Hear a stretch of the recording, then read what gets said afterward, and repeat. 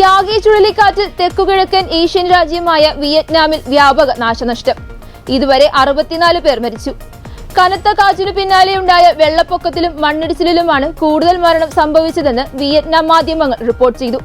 ചുഴലിക്കാറ്റ് കനത്ത നാശം വിതച്ച വടക്കൻ വിയറ്റ്നാമിലെ നദികളിലെ ജലനിരപ്പ് അപകടകരമാം വിധം ഉയർന്നു.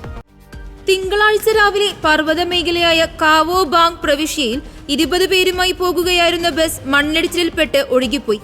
ഫൂത്തോ പ്രവിശ്യയിൽ വെള്ളിയാഴ്ച രാവിലെ കനത്ത കാറ്റിൽ പാലം തകർന്ന് കാറുകളും ട്രക്കുകളും ബൈക്കുകളും അടക്കം നിരവധി വാഹനങ്ങൾ നദിയിൽ വീണു കാണാതായിരുന്നു.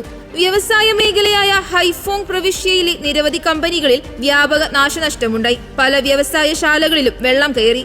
ഇവിടെ ഉൽപാദനം പുനരാരംഭിക്കാൻ 1 മാസമെങ്കിലും വേണമെന്നാണ് അധികൃതർ പറയുന്നത്. വടക്കൻ വിയറ്റ്നാമിലെ വൈദ്യുതി ബന്ധവും താറുമാറായി. യാഗി ചുഴലിക്കാറ്റിൽ വൈദ്യുതി തൂണുകൾ കൂട്ടത്തോടെ മറിഞ്ഞു വീണതാണ് മേഖലയെ ഇരുട്ടിലാക്കിയത്.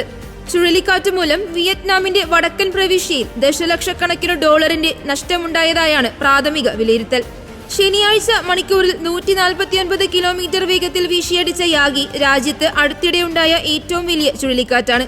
ഞായറാഴ്ചയോടെ ചുഴലിക്കാറ്റ് ദുർബലമായെങ്കിലും മേഖലയിൽ ശക്തമായ മഴയുണ്ട്. പലയിടത്തും വീണ്ടും വെള്ളപ്പൊക്കത്തിനും മണ്ണിടിച്ചിലിനും സാധ്യതയുണ്ടെന്ന് വിയറ്റ്നാം കാലാവസ്ഥാ ഏജൻസി മുന്നറിയിപ്പ് നൽകി. യാഗി ചുഴലിക്കാറ്റിനെ തുടർന്ന് ഫിലിപ്പീൻസിൽ 20 പേരും ദക്ഷിണ ചൈനയിൽ 4 പേരും മരിച്ചിരുന്നു. കാലാവസ്ഥാ വ്യതിയാനം മൂലമാണ് യാഗി പോലെയുള്ള ചുഴലിക്കാറ്റുകൾ കൂടുതൽ ശക്തമാകുന്നതെന്ന് സിംഗപ്പൂരിലെ earth observatory director Benjamin Horton പറഞ്ഞു. സമുദ്രജലത്തിന്റെ താപനില കൂടുന്നതുമൂലം ചുഴലിക്കാറ്റിന്റെ ശക്തി വർദ്ധിക്കുമെന്നാണ് വിദഗ്ധർ പറയുന്നത്.